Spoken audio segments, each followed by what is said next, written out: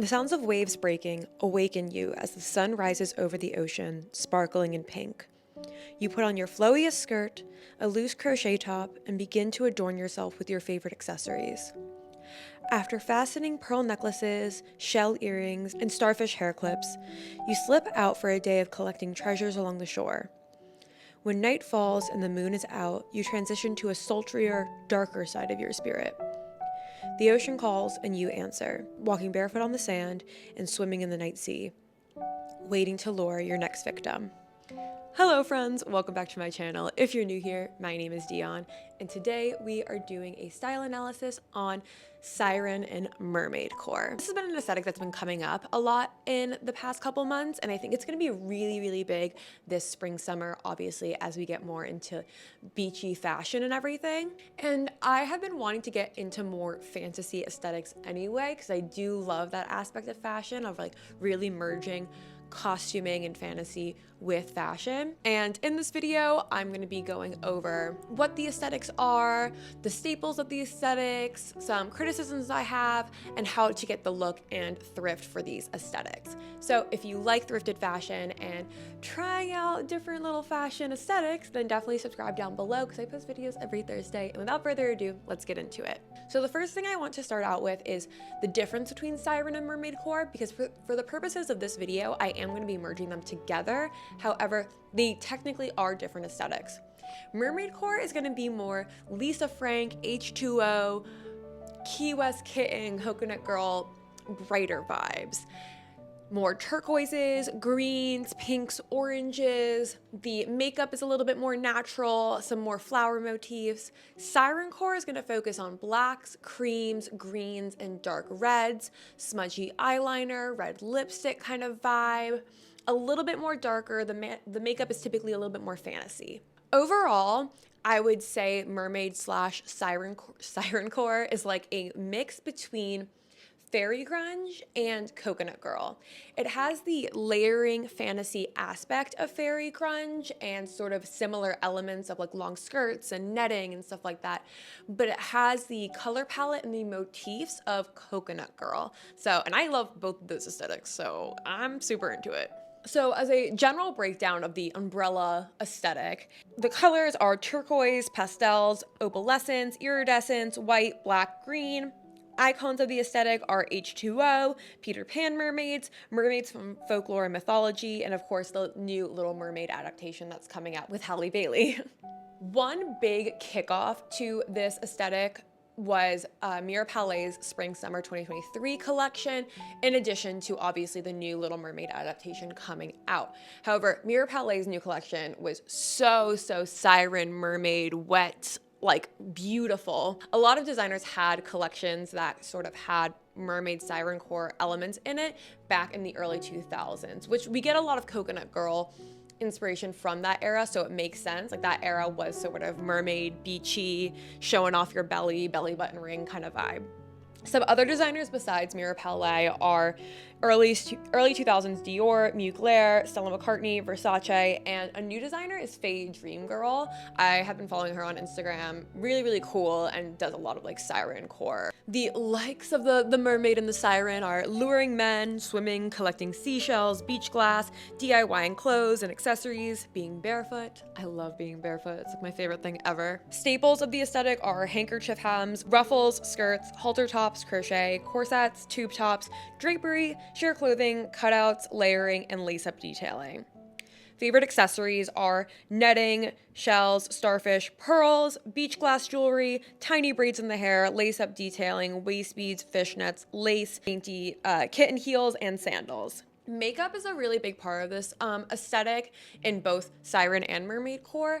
And it really is sort of your gauge for how fantastical you want to go. It's a lot of wet looking makeup, very shimmery, iridescent, in those blues, purples, greens kind of vibe. And then Sirencore is going to be a little bit smudgier, a little darker, and then the red lips to lure their men to their death. I'm obviously doing a Mermaidcore vibe right now. I got a couple of braids in my hair. This one. There's another one back here. Got a lot of braids. And I got this little starfish thing in my hair. It is kind of hitting me in the face a lot.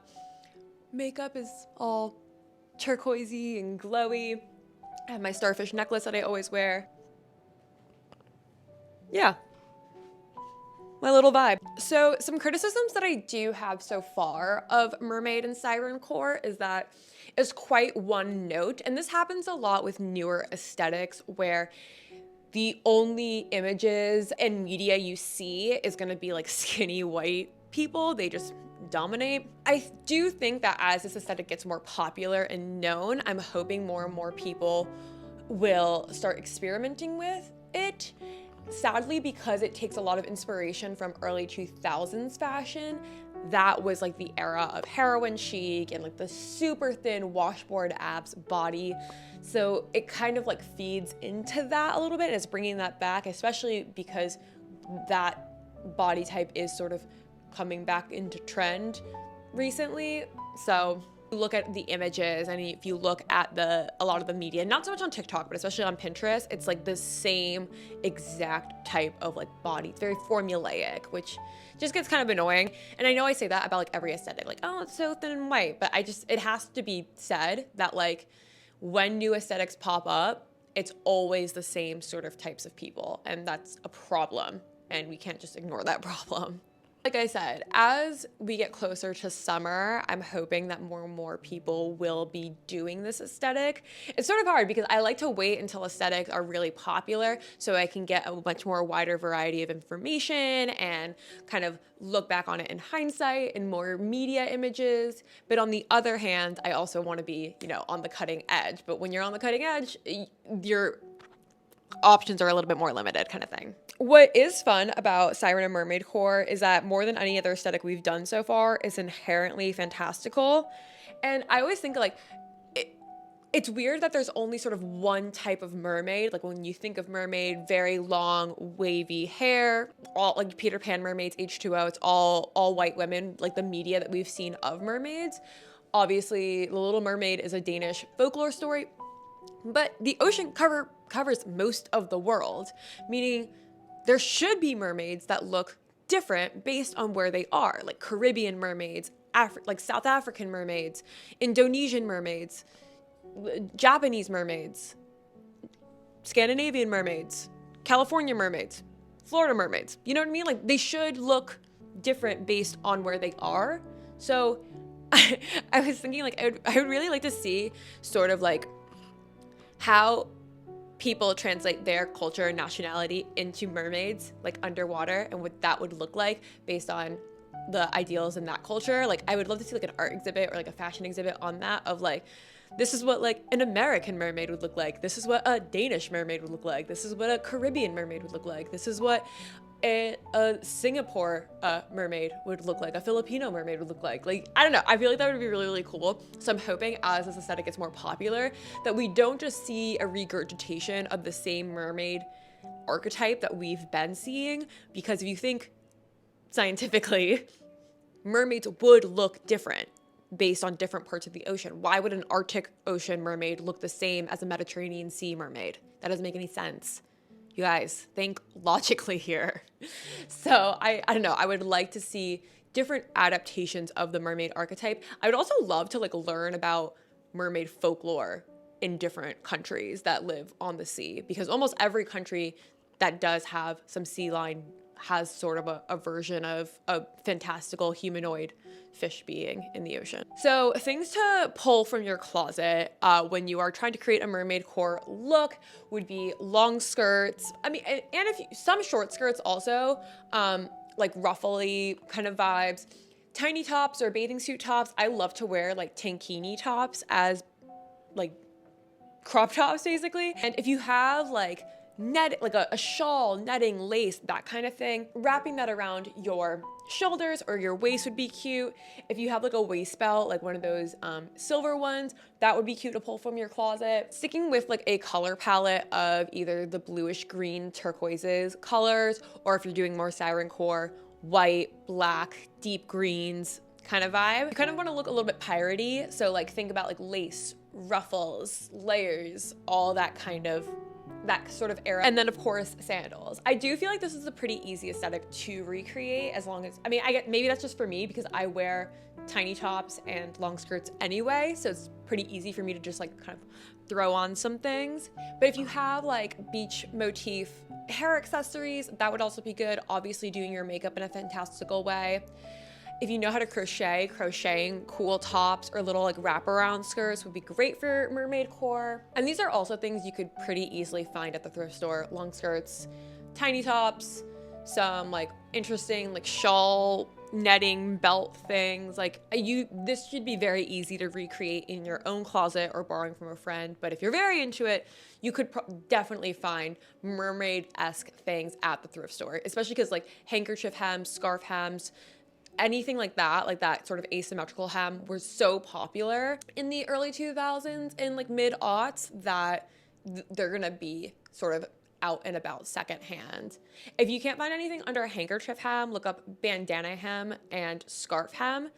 So in terms of getting the look for mermaidcore, when you're actually putting together the outfit, you've pulled the things from your closet, now you're putting it together. Obviously, as a general rule, shorts and pants aren't a huge thing because mermaids have tails. Duh. So think about skirts and dresses as your bottom. And then a lot of times it's like tiny tops or corsets or crochet tops on the top. If you're wearing a dress, obviously I meant that part. Lots of halters, lots of tube tops, just like beachy, minimal coverage-esque things. And then the most important part of this trend is the excessive layering. So grabbing scarves, fishnets, belts, necklaces, earrings, rings, all of that, like the excessive jewelry of all your collected ocean treasures. That's what you're going for. Having like a sheer top or cardigan to layer under or over what you're wearing is also a good option. And then lastly are the accessories. So tiny braids, fishtail braids, little like starfish motif accessories, starfish clips, shell clips, long pearls, layering dainty necklaces, necklaces that feature shells or starfish or ocean motifs, lots of piercings in the ear with silver jewelry mostly, ocean colors and motifs, waist beads and belts, arm sleeves, tiny purses, dainty heels and sandals. I saw mostly just like strappy sandals and tiny purses as sort of the main accessories. Outside of all the jewelry and stuff. But yeah, go crazy with the jewelry, go crazy with the layering. I think that's what really sells the mermaidcore outfit. Like it's very easy to pull these staples from your closet. I feel like almost everybody has mermaidcore staples in their closet.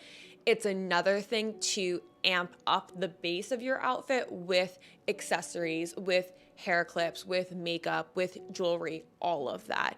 So the base part is easy, but then you have to get creative with the layering. What I do like about this aesthetic, and any aesthetic that has to do with a lot of layering, is that you can play around with the modesty aspect of it. So obviously like long skirts, heck yeah, and you can always turn like a cardigan into a bolero so you have more of your body covered, or layering sheer tops underneath the tiny tops that you're wearing, that kind of thing. Because it's so layering focused, you can really kind of adjust the little rheostat of modesty with this aesthetic. But because it's very beachy as well, you can also go as sheer and skin showing as you want, because mermaids would naturally be like that anyway. So you have a big range of how you can present mermaidcore, which again is why I want to see like different cultures translated into mermaidcore, because scientifically mermaids would look different from different oceans and seas and regions. Okay, and with that, that's gonna conclude this video. I hope you guys liked it. I love doing like fantasy aesthetics. I definitely want to get into more fantasy aesthetics. So if you have other ideas, definitely let me know. And are you more of a Sirencore or a mermaidcore? I think I'm more a mermaid just because I like the brighter colors. I love the attitude of the siren, but I like the aesthetic of the mermaid. And also make sure you subscribe to my channel because I post videos every Thursday. Follow me on TikTok and Instagram because I post content there most days. And with that, have a happy day. I'll see you next week. Bye.